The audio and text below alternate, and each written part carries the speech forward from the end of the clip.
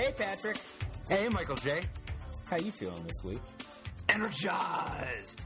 It's spoiler season, and there is nothing like having a whole bunch of new cards, particularly when the set is as freaking bad-ass as this set. Like, there is so much stuff going on with this one.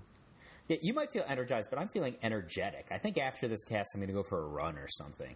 This is really just a jazzed set. You're going to go for a run. That's awesome, man. You get that much energy. Oh, yeah. I feel like I'm gonna come into play on the podcast, and then just 2 energy counters are going to come on, right? Then I'm going to get up, I'm going to get like 2 more energy counters. I'm just going to spend 2 more? Oh, yeah, 2 more. And I'm going to spend the energy counters however I want. This is my life. Wow. See, I would have pictured you as being slightly more of a 2 energy counters when you enter the battlefield. And then, like any good 2/4 creature for 4, you just attack and use all your energy to get a +1/+1 counter. Well, look, if I'm a 2/4 that comes into play and gets 2 energy counters, I think I'm more the kind of guy that just kind of like taps and adds energy or uses energy or something. I'm not attacking and adding a +1/+1 counter. But I'm the kind of guy that, like, when you have like a busto number of rares in your limited deck, then your opponent plays this like rando 2/4 uncommon, and you're like, oh no, all my rares is going to lose this stupid 2/4 uncommon. That's who I am in my imagination. Well, dude, what do you think of taking a look at some of the energy cards from Kaladesh and figuring out which ones are the sick ones, like for constructed? Oh yeah, let's actually take a step back before we go. That's like the dude. I hate to say that's the top level analysis of energy, but it's at least the next level analysis of energy. I'm sure there are some listeners who are maybe they're a little queasy on what energy is, and we're already talking about energy counters and stuff like that. And they're like, what are these cats talking about? Yeah. So there's a new mechanic in Kaladesh, energy. It's like it's a resource that some of the cards gain energy by any number of ways, and some of the cards use energy for any number of purposes. And it's sort of this ultra neutral middle ground that some of the story is different. You know, all the different colors interact with it in different ways, and there's so many different things you can do with it. But it is basically, the mechanic is this completely neutral resource that you get and spend in a variety of ways. But you get it, right? So you do. If a card persists. If a card says when such and such enters the battlefield, get 2 energy, you just like take a die or something in the corner of your playmat, you just put a 2 there. And if somebody else says, hey, when this comes into play, you get another energy, now it's a 3. And if and when you want to spend energy, if you want to spend energy to give something a +1/+1, you want to spend energy to create a 6/6 beast token, like the cards will tell you when you have the opportunity to do that, and then you can draw against this energy that's just sitting there. It's not like if I have a forest in play and I tap the forest for a G and it goes away at the end of my turn, or I don't tap the forest and I waste it, like I didn't use that turn's G, that energy is just always there until I want to use it. And I could use it the turn that my Long Tusk Cub comes into play, or I can wait many, many turns to go off with my Architect of the Untamed, right? Like, absolutely. All right, so that's energy in a nutshell. Let's start talking about which ones are bananas in constructed. I think we could start with, I don't know, this 6 casting cost 5/5 mythic rare Demon of the Dark Schemes. Busto or busted? False dichotomy. Fine. Energetic or energized? No, I'm just saying that, like, I think Demon of Dark Schemes is like it's a solid card. I don't think it's like tippity top pushing, defining the game. Like it's in a really tough spot, right? Like it's the same cost. Like it's a great card, but it's up against some other great cards. Like it's Sorin, and it's right. It's Sorin, Grim Nemesis, Noxious Gearhulk. Like it's a tough. Those are the 2 I was thinking. Yeah, and that's just in black, right? Like this is definitely, and that's not even counting, Eldrazi or whatever. But and it's not like everybody in the world just is like snapping off 6-drops. That said, Demon of Dark Schemes has several things going for it that I think are very important, and the card has got so many moving parts that it's super hard to evaluate if this is the right world for it or not yet. Because this card could be absolutely a bonkers in a lot of different worlds. Like it's a pretty sick Massacre Worm, and Massacre Worm has had plenty of days in the sun. Sure. So Demon of Dark Schemes is 3 BBB, so it's like a Necropotence plus 3 for a 5/5 creature demon. And it's got a lot of text, right? It's flying. It's a 5/5 flying for 6, which isn't too far off, but it's also nowhere near good enough if that's all it's got going for it, right? But I think it's at least like there are some worlds, but it's probably not good enough by modern standards. Oh, I mean, even in the days of Alpha, you got to stick fire breathing on that guy, right? What I mean, you're talking about the. You're saying just a 5/5 fire for 6? Yeah, you're off by a lot. The second line of text is where I was getting into it. Oh yeah, but it's got a sweet second line of text, right? When Demon of Dark Schemes enters the battlefield, all other creatures get -2/-2 until end of turn. So it's actually a good point. It itself doesn't get -2/-2. So some cards like this also nuke themselves a little bit, but this guy doesn't. He's a massacre, right? When he comes into play, right?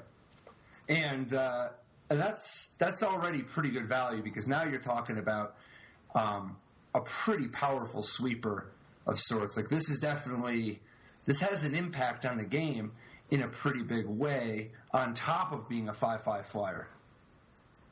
But it's got more. Whenever another creature dies, you get an energy counter. So it could come into play and kill like a bunch of guys, right? This includes tokens, right? Like if somebody has 6 tokens, like 6 1/1 soldiers or something, they all die, you would get 6 energy. Right, and it can count your own. So like if you really value energy, you might be willing to make some extra tokens to kill because you just value energy so much. If only there was a way to spend that energy profitably. Yep. So I actually think that that's a pretty interesting ability in and of itself. If this were a card that's just like kind of a wrath, a huge flyer, flying, and has an interesting energy scavenging ability, it would already be a gigantic bomb unlimited, right? That would I think it would already be like at least considerable for constructed, like at least worth thinking about. But yeah, it would be an unbelievable bomb unlimited. But it has a 4th ability. So its 4th ability is 2 and a B, pay energy. Is that how we're going to say this? Pay 4 energy? Is that right? No, I mean, I don't know. I guess it's 2B and then 4 energy. Yeah, yes. I guess. Put target creature card from a graveyard, so their graveyard or your graveyard or wherever graveyard, onto the battlefield under your control, tapped. So it doesn't like raise dead it to your hand. It puts it straight into play. If you and this is going to be an ability that's disconnected from Demon of Dark Schemes' Wrath or whatever Massacre type ability. Let's say the opponent has like a sweet Gear Hulk or something, and you just kill it, right? Then, like in some future turn, you play Demon of Dark Schemes, you could just get their Gear Hulk, right? Mm-hmm. So I think that's really cool. It's a powerful ability in the long term because, presumably you're playing this in a deck that has some access to energy. Obviously, it has access to energy in its own Massacre ability, but I'm guessing there's going to be at least 2 kinds of energy-based decks. Ones that have lots of cards that are all generating energy, so it has a bunch of different ways to spend energy. And then some decks that, there's a card that, this card's just pretty good, and it has some edge that I get out of the energy. But this, I think, is not going to fall into the second camp, right? So, I disagree. Oh, really? Yeah. Yeah, I think this will be the only energy-related card in some decks. I did not. Yeah. So here's my pitch. Here's how I could kind of see Demon of Dark Schemes showing up as the only energy card or nearly only energy card in your deck. I think Demon of Dark Schemes is a very novel couple of abilities. The sweep aspect, I think this could be a one-of Traverse the Ulvenwild, Traverse target for decks that, like certain types of mid-rangey or slow Delirium decks. could actually want to have a way to tutor up a sweeper to be able to clear boards and to kind of dominate the game. Oh, yeah, especially against particular kinds of opponents going wide, right? Exactly. So if you could have one Demon of Dark Schemes and then one Black Gear Hulk in your deck. Noxious Gear Hulk and Demon of Dark Schemes. Those are your 6s. And you said before, these guys are in competition with each other. They're kind of not if you're playing a Traverse the Uvenwald deck, right? Sometimes you go get the Massacre, and sometimes you go get, like, the gigantic, I guess, like, Tendrils of Corruption type card. Dude, it's so sick. It's like you got the Undertaker and you've got Kane. And they're just brothers. You just have one of each, Yeah, you do. And so I think that would be amazing. So you're reading that kind of more as a oh, but wait, there's more. A tutor aspect, not like an and the energy. Energy is like incidental, right? No, but see, that's the key. The key is that part of the reason you want it, like just like the Black Gear Hulk, Noxious Gear Hulk. You're in it for the Necrotol, but the only reason it's like worth it is because you're also getting the life gain as a bonus, right? So I think Demon of Dark Schemes, you're in it for the sweeper, but the bonus, the juice, the extra something that makes it, that pushes it into being kind of actually exciting as a one-of, is that we're talking about a deck that has Emrakul, the Promised End, Self-Mill, and a variety of ways to end up with Emrakul in your graveyard. And when you can actually Demon of Dark Schemes and have an expectation of some percentage of games being able to reanimate Emrakul, and it doesn't mean you get the trigger. Of course, you don't get the Mind Slaver, you don't get any of that. That's fine. You're just getting an unbelievable threat. And it's not always Emrakul. Sometimes it'll just be a Gear Hulk or Ishkana, Graf Widow, whatever. Uvenwald Hydra. Any of that, right. So the thing that makes Demon of Dark Schemes kind of actually subtly tricky good is that you can sweep all your Ishkana spiders. You can set up fancy plays where you do things like kill all your Ishkana token spiders to try to get like enough energy to be able to actually just drop an Emrakul. Because like an awful lot of opponents are not going to have hard sweepers in their deck. If somebody goes...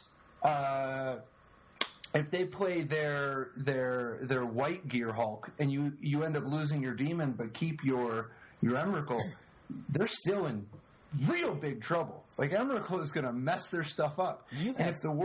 You've completely turned my opinion about this card around. I thought this card was just like pretty novel, but that it's in too much it's good. It's like 6/6. I'm sorry, 6 mana 5/5 flyer with like a bunch of abilities. But I'm like, look, is it really going to see play? It's in competition with Sorin. It's in competition with Gear Hulk.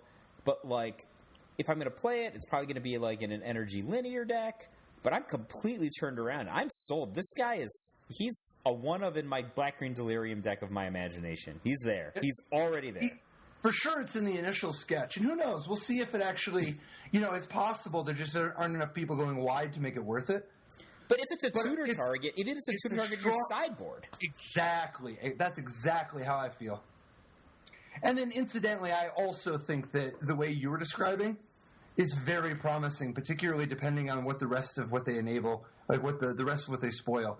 Because as a straight-up energy card, this card both produces and uses energy in some potentially exciting ways. Oh, yeah, I assumed that if this card was going to see play, it was going to see play in the context of, like we have all of our cards are energy cards, and everything's generating a little bit of extra value, and then we just get you.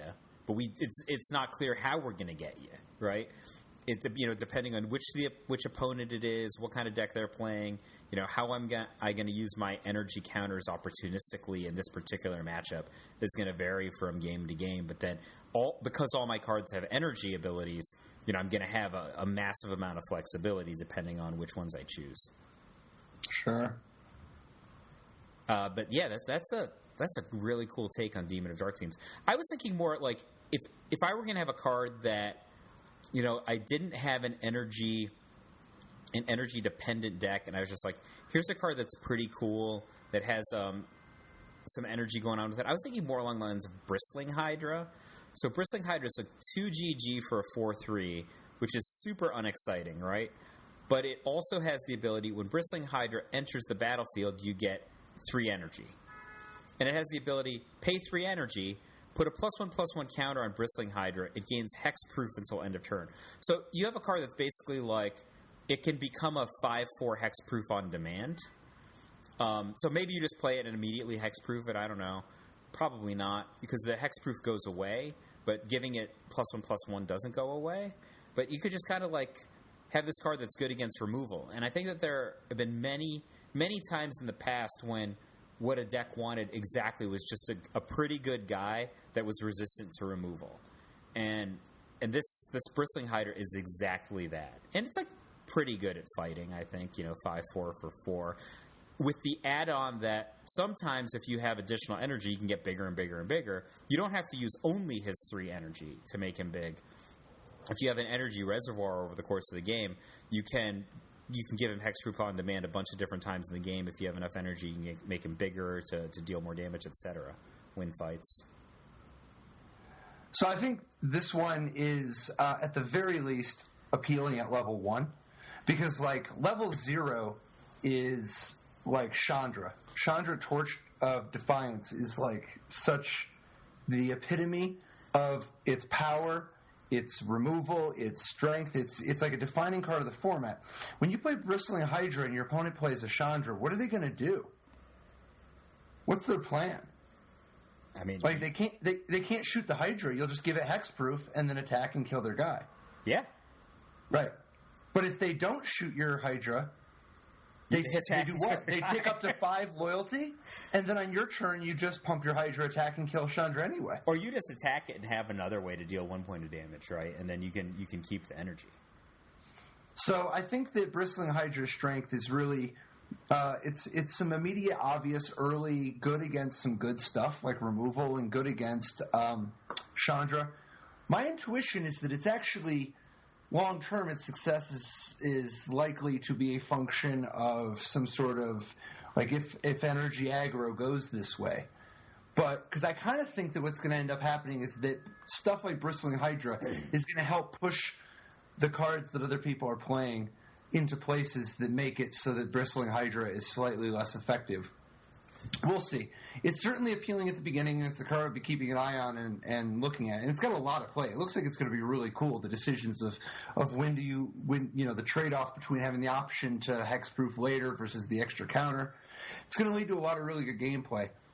But I was thinking like maybe a deck that's like Rakdos removal based deck, like it's just a bunch of really cool 1-for-1s, efficient 1-for-1s, flexible 1-for-1s, and then either Bedlam Reveler or Goblin Dark Dwellers to kind of reload and get them some more. Like if that's a deck, like Bristling Hydra is just a perfect foil to that kind of a deck, right? Where it's just taxing their 1-for-1s. Yeah, but like it's super bad against the card Goblin Dark Dweller. Well, yeah, but it's a mana faster than Goblin Dark Dweller, so he gets in there. And then Goblin Dark... And if you're in a deck that has access to more than 3 energy, then he can dodge the Dark Dweller. Right? Maybe. Maybe. I mean, like, To the Slaughter is a card. Right? Sure, and Oath of Liliana is a card. That certainly is a card. It's more just that I actually think Bristling Hydra is kind of mediocre at fighting. I think that it's at its best in worlds in which people are playing a bunch of removal. I agree.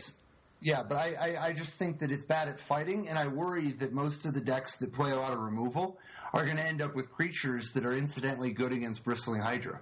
I don't imagine Bristling Hydra as like a card at level 0 where you're just like, oh, this is a good card I might want to put into any generic deck, right? That's not what I imagine this card. I think this card is either like a surgical tool if you have it in your main deck, or a sideboard card that you want to overload on against a certain kind of opponent. And or you just play energy. Oh yeah, or it's a deck, or if you like all your cards produce energy, then this is actually an excellent energy sink because he's like if you have like 12 energy in play or something when you have Bristling Hydra, it's incredibly difficult to play against. He can like get big enough to fight things and beat them up, or he could just dodge all their removal spells. And in fact, like you have so much energy, like they don't even use their removal spell, right? You're just like, I could just always energy again. The cool thing about energy is you don't have to tap any lands for it. It's just there.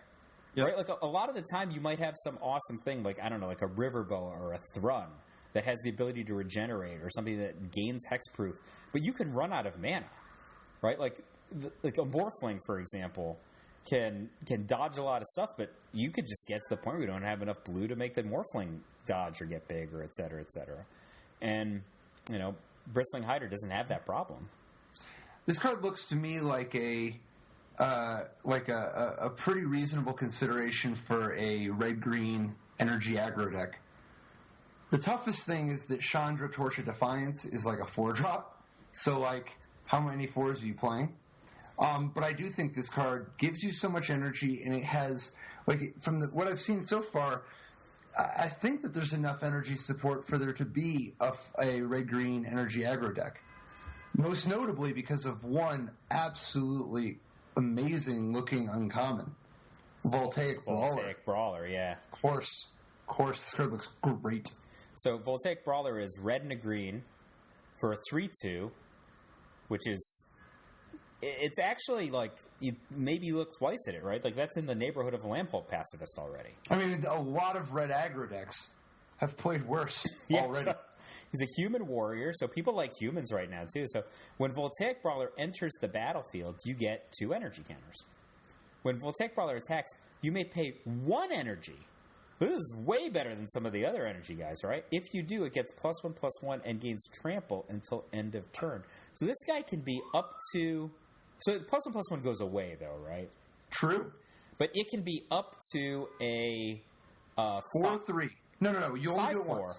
No. It's not what you don't. It's a 4/3. They don't stack. You can't just pump it. It's not fire breathing. Oh, I see. But you can do it twice, right?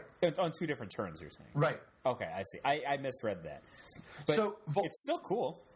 It's insane. So the floor. We got to remember the floor for this card is a 2-mana 3/2 that also gives you 2 energy when you play it. And the number of ways that all the other red-green aggro cards, like there's so many different ways that you can at the very least get like an extra +1/+1 counter somewhere, right? Like 2 energy is at least comparable to a +1/+1 counter, and a 4/3 for 2 would be bananas, right? But this card is actually like that.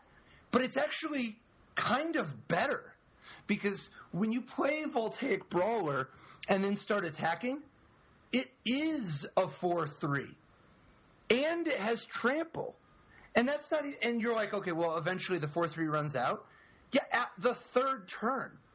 So it doesn't even really run out if you have other energy, right?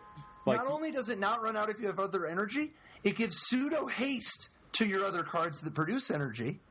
By, you play a guy, a card that makes energy and uses the energy for some reason, but you borrow from that card to power this up.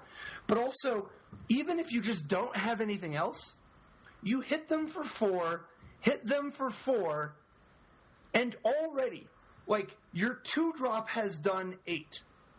And it is at this point that if you have nothing else going on, you're demoted to merely a 3/2. That's like the best fail state I've ever seen. Yeah, and you already hit him for 8. It's already better is the wrong, but it's very comparable to a card that is all over the place in terms of winning Pro Tours, right? And winning World Championships. And Lamphold Pacifist, right? Lamphold Pacifist is a 3/3 for 2 that doesn't even attack. Sometimes. I think this card's a fair bit better than Lamphold Pacifist. Oh, I'm just saying, if the bar is... Lamphold Pacifist has won a Pro Tour and won a World Championship. That card's great. Right? I'm just saying, this is in the neighborhood of that card already. If you're saying it's better, then great. It just This card is better than Putrid Leech. Way better. Like, this card is so good. This card single-handedly... And first of all, for sure you're going to play this card in red... If red-green aggro is a thing at all... Even if there's no energy in your deck no other energy cards, just play. Don't care. In for this guy. This card is amazing. It's like Grim Flare. Grim Flare is like it's it's particularly good in some sort of a like heavier delirium strategy, but you don't actually need to dedicate yourself that much. But this is a more polarized version. It's like, I don't know. I think yeah, but Voltaic, that's because Grimflayer is, unfortunately for Grimflayer in Standard, right? This isn't actually true for Grimflayer in every format, but unfortunately for Grimflayer in Standard, the universe is just declared, or the market, I should say, has declared that the model for black-green Delirium is a Languish deck, right? And that we're going to take the Delirium strategy and take it into... They all still play Grimflayers. They don't all play Grimflayer. In Standard, Look at the Pro Tour. Yeah, look at the Pro Tour. They all play Grimflayer, man. In Modern, everyone plays Grimflayer. I don't think... No, it's Standard. Everyone does not play Grimflayer. Yeah, did you see the last Pro Tour? Dude, Grimflayer was ubiquitous among the Delirium Aggro decks. Or the Delirium decks, Languish decks. The Delirium Languish. Look at the more recent Grand Prix and SCGs and stuff, people are not always playing Grimflayer in Standard. That is not a true statement. It is in the 2-color ones. I think the 3-color decks often get away from Grimflayer. So, but either way, yeah, the point is that this dude is ridiculous, man. So, what about... Plus, it's even better, man. It's better than a 4-3 trample. Because, like, a 4-3, like, when it's attacking, becoming a 4-3 trample, that's so sick. But the amount of times that it's shrinking to 3-2 matters compared to the amount of times this thing is going to get killed because your opponent's going to do anything they can to stop it. And then you're going to be ahead by 2 energy. And your energy is profitable to somebody else. It's you get an extra +1/+1 for somebody else. It stockpiles for some future Long Tusk Cub or something. You think people play Long Tusk Cub, or you think he's too weak? I think he would get played in red-green Energy Aggro. It's definitely a consideration. This is a 1 and a green for a 2/2 that when it deals combat damage to a player, you get 2 energy. And you can pay 2 energy at any time to put a +1/+1 counter on Long Tusk Cub. So I think this card is like, it's modest. It really just ends up depending on what the rewards are for shoving hard, because I wouldn't think that this is like too exciting of a card if I wasn't playing an energy deck. I mean, it's not out of the question. It's still a whirling dervish of sorts, right? Like it does 2 and then it does 3 and then it does 4 on its own. So that's something. I mean, if you had like, just for sake of argument, you had 2 Aether Hubs in your first 3 turns. I'm just like, not in your first turn necessarily. Right, or your opening play was like a Tune with Aether or something, and you just happen to have 2 energy in play when you played Long Tusk Cub, I think he'd be pretty impressive. Right, he's basically a 3/3 on demand, he's permanently, right. He's not ever a 2/2 again. He's not like our buddy the Voltaic Brawler. He doesn't get smaller, and then he's a persistent source of energy over time. I actually think he's pretty good. Yeah, so part of the thing that's appealing with Long Tusk Cub is the prospect of doing stuff like playing the Long Tusk Cub on 2, just naked, and then on turn 3, play a Voltaic Brawler, and then use both of the energy to make the Cub a 3/3 immediately so that it can attack past your opponent's 2/2. You get in there, and now you get a counter, and boom, you're up to a 4/4. Or actually, even from a tactical standpoint, your opponent has a 2/2, you have a Long Tusk Cub, you play a 3rd turn Voltaic Brawler, you attack with a Long Tusk Cub. Do they block? Yep. They don't, right? Absolutely do not block. Right? Because if they block, you just put the energy into the Long Tusk Cub, get a 3/3 and eat their guy. So they don't block. So instead you just now have 4 energy, which you can spend at any time on Long Tusk Cub. Yeah, but sometimes you just want the damage. Sure. But my point is you have the flexibility now. Agree. Right? So, like, the card actually gives you quite a bit of different options in terms of whether you want to make it big now, whether you want to say... Or because...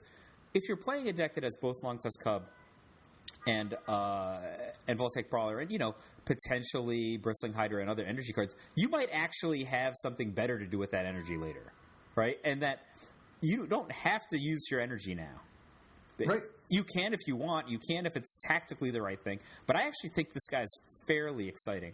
What do you think about Attune with the Aether? I love this card. Attune with the Aether is green. For a Attune with Aether, green for a sorcery. Search your library for a basic land card, reveal it, put it in your hand, shuffle your library, you get energy. It looks good. I mean, it's like part of a. It's really just a function of how much do you want to do this. I would imagine that a fair number of people are going to want to do this. They're going to be in the market for this. It's not without opportunity cost because this could be a traverse, right? Like you're trading the ability to traverse kicker, to make your mana fixing card go get your tutor targets. You're giving that up so that you get this burst of energy early on. One of the things that makes this card so exciting is the fact that it's a 1 mana source of 2 energy, which is definitely hard to come by. I think this card is most exciting in Aether combo decks. However, I think that it's possible that this is a piece of the puzzle for even like a red-green aggro deck. I think that red-green aggro, energy aggro, rather, is definitely going to have this card as a 4-of. I think that because it's too good. It gets you, first of all, it gets your mountain, right? If you need to go there. But separately, the fact that you could have energy in play already when your guy comes down is a big deal. So I'll give you an example. Let's say I play a Bristling Hydra, right?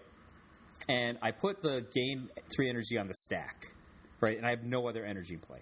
Somebody might just kill my Bristling Hydra in response, right? Isn't that how it works? Yeah, but why? Like you're saying, like when you play the Bristling Hydra, if they just have a removal spell in hand, yeah, like an ultimate price in their hand. Yes, they could respond with an ultimate price type card, right? But if I have, obviously 2 energy is not enough. But if I just have energy in play already, when I play the thing, they remove that ability to remove my creature, and I think that's just, again, another piece of flexibility, another potential tactical advantage you have when you play this kind of strategy. Just having energy when you have a future energy play you're going to make already, I think is awesome.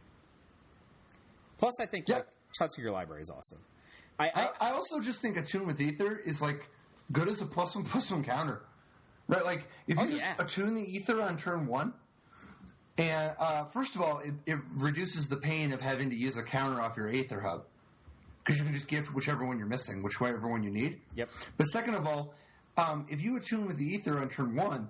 Now your Longtusk Cub is a 3/3 to start, or threatens to be a 3/3 to start, which makes it so much easier to start snowballing. I mean, you could get some stupid draws, right? You can go like first turn, like Forest Attune the Aether, get 2 energy, go. Second turn, Aether Hub, 3 energy, play Longtusk Cub, right? And then you have 3 energy in play. Then third turn, play another Aether Hub, get another energy, and then you have now 4 energy in play, and then play like another Attune the Aether prior to combat. You have 6 energy in play before you even attack, right? Like I think that's a very feasible. I mean, obviously we've gone 2/2-ofs, but it's a kind of thing. If you have enough different energy producing cards in your deck, that you could easily have 4 or more energy before you make your first attack, and like. What's your opponent supposed to do? You might just smash him for 4 at that point, right? And then still have access to additional energy after the Longtusk Cub connects, giving you 2 more energy. Agree. I mean, one of the things I love so much about Attune with the Aether is that it adds to the whole energy plan, like the way that you're describing. Like it adds to it at a very minimal opportunity cost. Because you're going to need to play a certain amount of mana in your deck to begin with. And so the fact that you can get more of your land cards to contribute to spell-like effects, like that's kind of exciting. Like there's something there. There's something to that, I mean, you could even just Steve Rubin it and be like, let's say my deck is supposed to have 25 lands, and instead I have 24 lands and 1 Attune the Aether. If I have some sort of energy components in my deck, like that's such a minimal opportunity cost, like what you're saying, and it actually makes my deck a little bit smoother at the same time. Or you could have, an energy overload kind of thing. Either one is probably going to be played.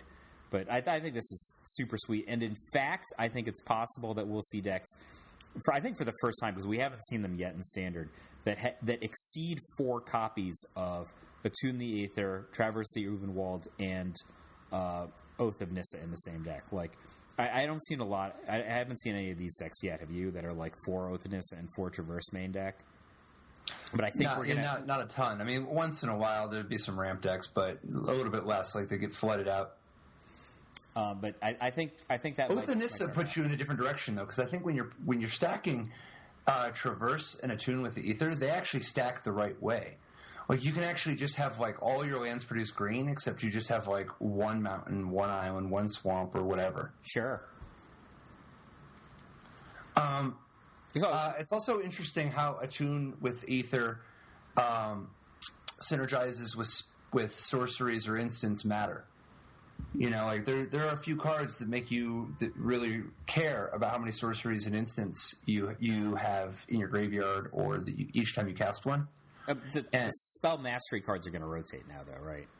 Yeah, but I'm talking about even anything in the prowess space, like even the Bedlam Reveler, right? Oh, yeah, that's true. You know, any of that kind of stuff, and there's a fair bit of it these days. So while I think that red-green Energy Aggro is an intuitive way to go with energy because of the existence of Voltaic Brawler, my favorite, that we haven't done. Well, hold on, before we jump out of the red-green, there is at least like 2 more red-green aggro cards that we should touch on while we're in aggro, right? Sure. Like, specifically, Lathnu Hellion. I know you gotta like this one. It's 2 and a red for a 4/4 haste. When Lathnu Hellion enters the battlefield, you get 2 energy. And at the beginning of your upkeep, sacrifice Lathnu Hellion unless you pay 2 energy. Yeah, this guy was obviously on my short list, right? So he's basically like a char, right? He's 4 damage for 3. But because you get energy, you could just not lose him, maybe. Right? You could use him for defense if you needed to. But I love him. He gives you energy, you get in, and just smash for 4 for 3 mana. It's exactly in the profile of an aggro deck. Well, I mean, like, God, how many times do we play 3 mana 4/4 flying haste and dies at the end of the turn? I think I played Hell's Thunder every single time it was legal. And then you could actually unearth it for 5. Yeah, right? That card was the best. So Lathnu Hellion is slightly easier to cast, but doesn't have flying. So, like, it's already, like, pretty comparable. But instead of paying 5 to unearth it, you just get it unearthed for free. Now, granted, you only get it the second time if it lives, but it costs you 5 less mana.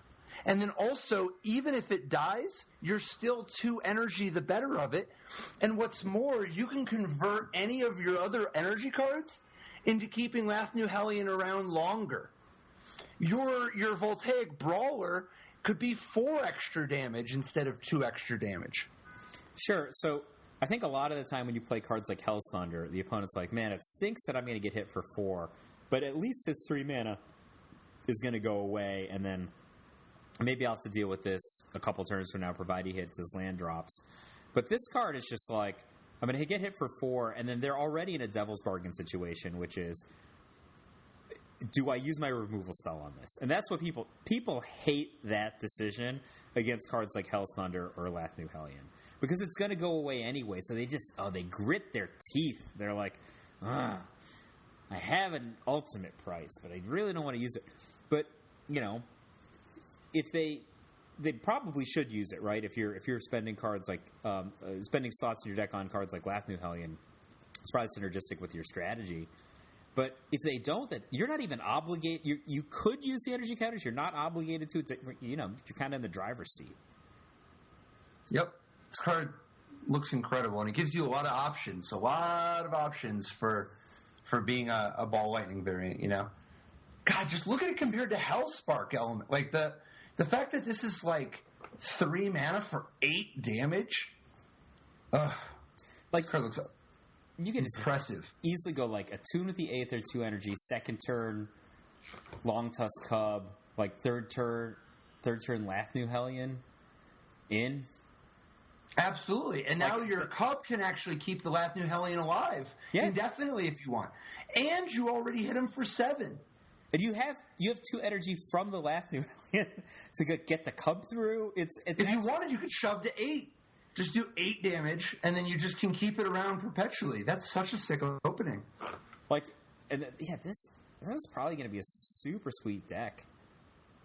Looks so good. And part of what helps round it out is that it's not just all a bunch of creatures, right? Like, there's also, it's got a lot of great beatdown creatures with some serious hard bodies, but there's actually, like, for instance, the new burn spell, it's 1 in a red. Where is it? Harness Lightning, 1 in a red, instant, which is a big deal. There's a real shortage of good instant speed removal these days. 1 in a red, instant, choose target creature. You get energy. then you may pay any amount of energy. Harness Lightning deals that much damage to that creature. Yeah, so the implication is this card is basically like 2 mana for deal 3, right? But it could be way more than deal 3 if you have incumbent energy, or if like you only need to kill like a 2, right? Like let's say like I'm just going to say like a Jace or a Nissa, right? That had 2 toughness previously. You get to keep one of the energy. And that's so awesome. As a player who so often plays red, especially red removal, one of the things that's just at least minorly annoying is whenever you have to spend 4 damage to kill a 3 toughness creature or 3 damage to kill a 2 toughness creature, etc., this gives you like a seamlessness that, you know, is rarely had by red. And just to be clear, this card is way, way, way more versatile than like a just deal 3 damage to a creature. It's going to be good against everybody in a red-green aggro deck with energy base. Like, for instance, if you are playing against a pure control deck, you can harness Lightning your Bristling Hydra to give it hexproof and a +1/+1 counter. You just choose your own Hydra, and then you choose to remove 0 energy. And then you use the 3 energy to give your Hydra a +1/+1 counter and hexproof and counter their removal spell when they thought that you didn't have any more energy. That's super cool. That's like already the fact that you can take now it's like Valorous stance, right? Like it's already you're taking your instant speed 2 mana deal 3 and getting the ability to better than protect your creature. And it stacks in other places too. If you use it on your Lathnu Hellion, that's an extra 4 damage. Plus, you have an energy to spare. If you use it on any of these +1/+1 counter creatures, you could just be pumping them in the middle of combat.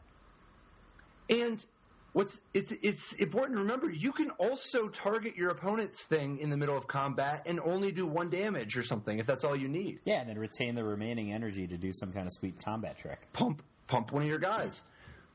It can fix your mana by giving you extra counters for Aether Hub, or you can use Aether Hub to make sure that this instant speed burn spell can actually kill Archangel Avacyn.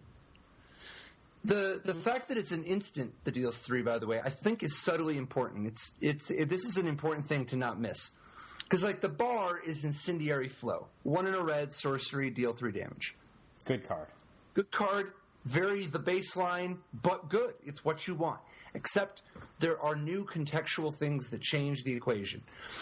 Smuggler's Copter, 2 colorless for a vehicle that can that if you crew it for 1 becomes a 3/3 flyer, and it's every time you attack or block with it, you loot. Smuggler's Copter is amazing. That card is absolutely just out of this world. One of the best cards in the set. One of the best cards. That card seems absolutely amazing. And it's not a creature during your turn. You can't use sorcery speed creature removal on it. So the ability to do 3 damage at instant speed, they knew what they were doing. That's the perfect amount for being able to deal with a Smuggler's Copter. That's going to be a really, really important distinction, is that when people have sorcery speed removal that they want to use on cheap creatures, they might be in trouble sometimes against the Smuggler's Copter, whereas Harness Lightning can actually take down one of the best cards, and even before it's had a chance to attack. I agree. It's cool. So let's talk about your super sick rare. I know exactly. I guess it's you want to go straight to the artifact, don't you? No, I was actually going to say red green energy aggro is obviously intuitive because of Voltaic Brawler, and I was thinking like, what about like just black green energy mid range? That's actually one of the things I was thinking about coming into a podcast discussing energy. For sure. You have cards like Rock, man. You have cards like Demon of Dark Teams we already talked about. And you cards like Attune the Aether is just like... That's textbook for the Rock. It's like, this is like... There's a picture of Saul Malka, like actually attuning the Aether, I think. It's a Saul and Yelger are sitting there, search through their libraries for a swamp. But you have cards like Live Fast and Die Young. I mean, Live Fast is like... It is the Ur energy card to me. right? Like it's 2 and a B for a sorcery. You draw 2 cards, lose 2 life, and get 2 energy. I'm not sure where you price getting 2 energy, but I'm pretty sure it's better than scrying 2. Really? I think so. Look at all the awesome stuff we could do with energy we talked about already.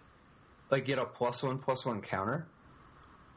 I mean, but I don't know. I think this card is going to be super staple in a black-green energy mid-range deck that I'm imagining. I have no doubt of that. I think that Live Fast, I mean, it benefits from the fact that it's much more legal than Read the Bones. But, like, I think it's okay. I just haven't really super seen... Like, Read the Bones goes so many places and is great. Oh, yeah, but Read the Bones is just, like, the king of attrition, right? Like, you look up... Well, it's pretty good, but Painful Truths is also pretty good at attrition. Yeah, but, like, Painful Truths has to go in a certain place. Like, Read the Bones is just, like... You just stick it in any black-red deck, any Abzan deck... You know, True. They're just all reading bones all the time. Yep. I think Live Fast is, you know, it's better than Read the Bones. I think it's better in black-green energy than Read the Bones. That's what I'm saying. All right, that's a hell of a caveat. What do you think about Die Young? Die Young is and to be clear, I do think Live Fast is like playable. It looks pretty like it could be really good in an energy heavy deck, I guess.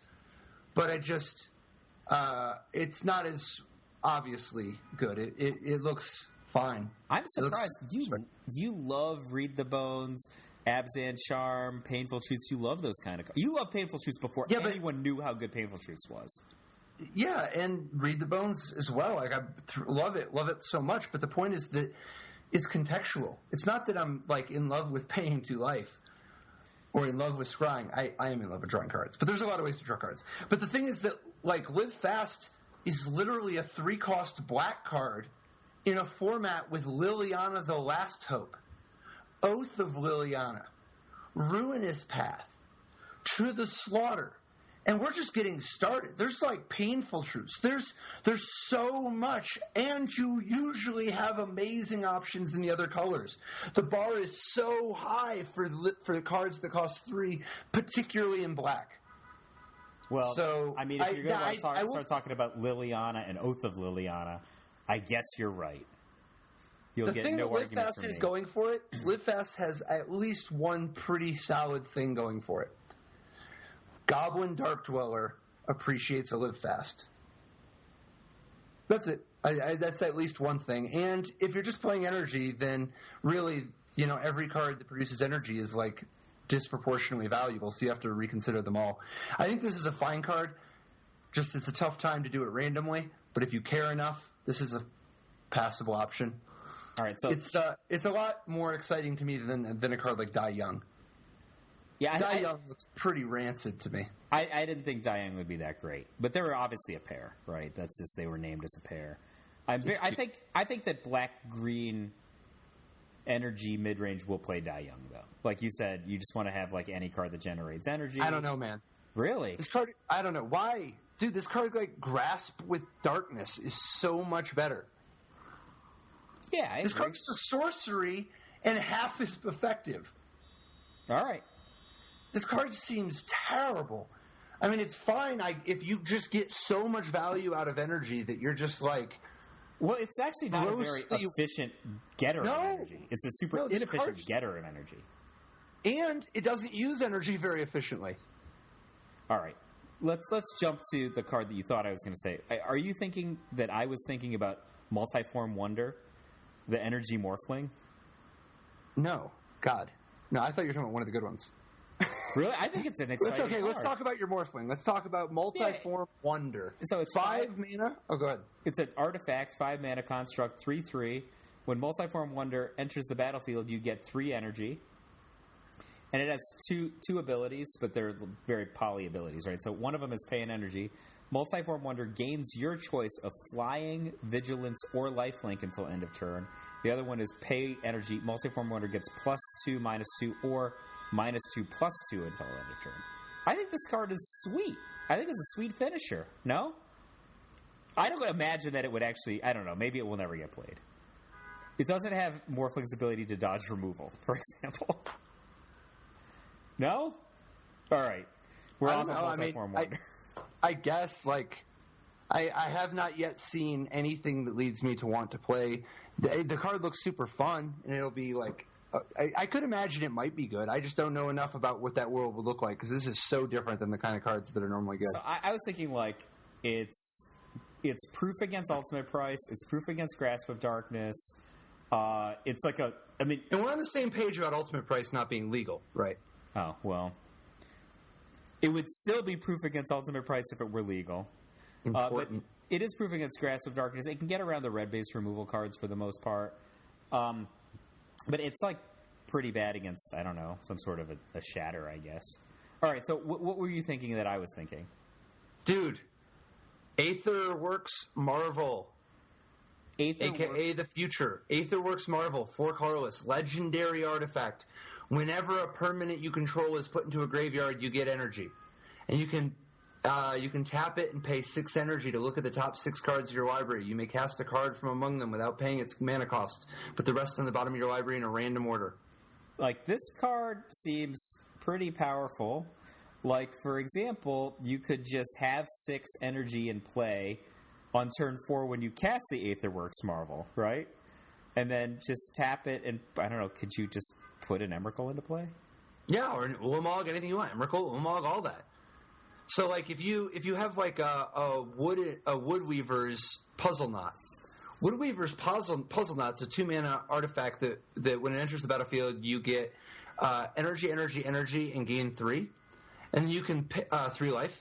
And you can pay 2 colorless and a green and sacrifice it to get 3 life and energy. So if you just play a Woodweaver's Puzzle Knot on 2, sacrifice it on 3, already you have 6 energy, so that if you just drop the Aetherworks Marvel, whatever is in your top 6 you can cast for free.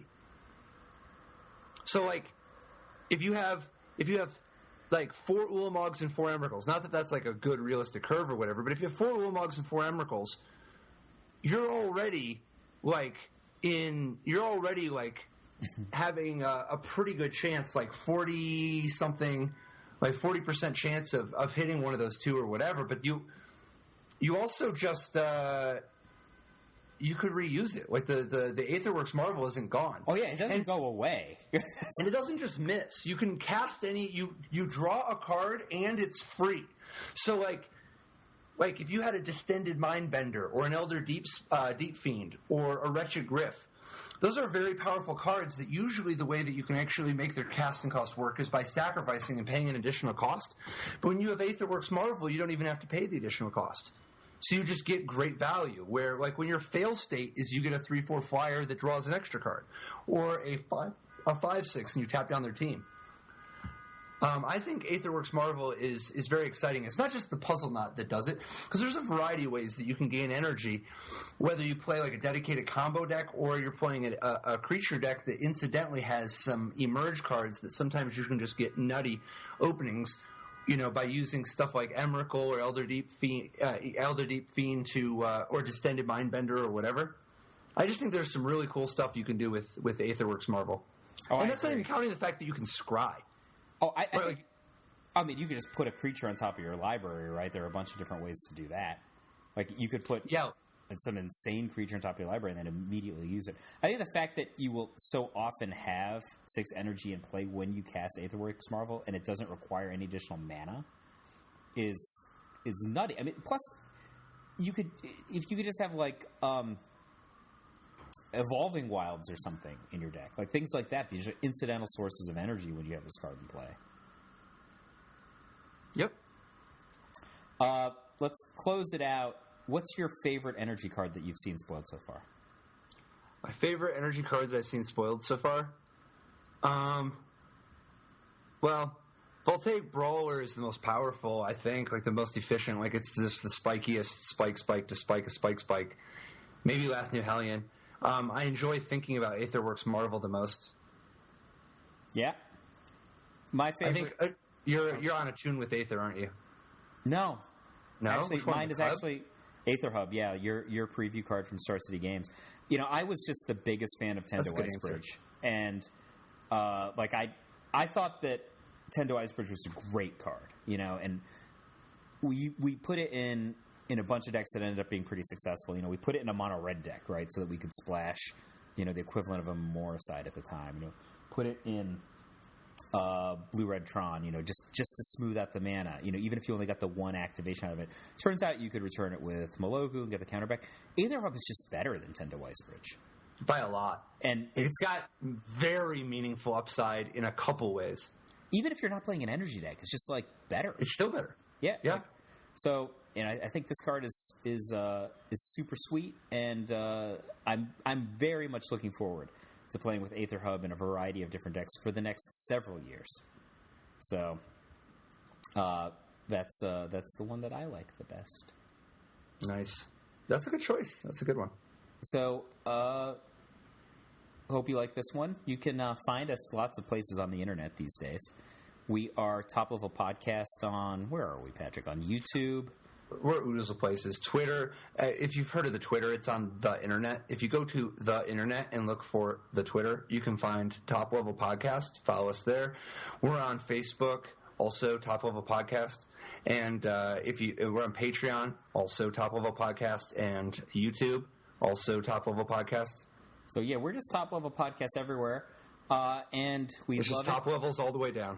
We'd love it if you follow us, friend us, support us on Patreon. Shout out to Rachel Apple, who's one of our patrons. Thanks you, Rachel. Thanks for supporting us, Rachel. We hope you like this one about energy, and we'll be back next Thursday.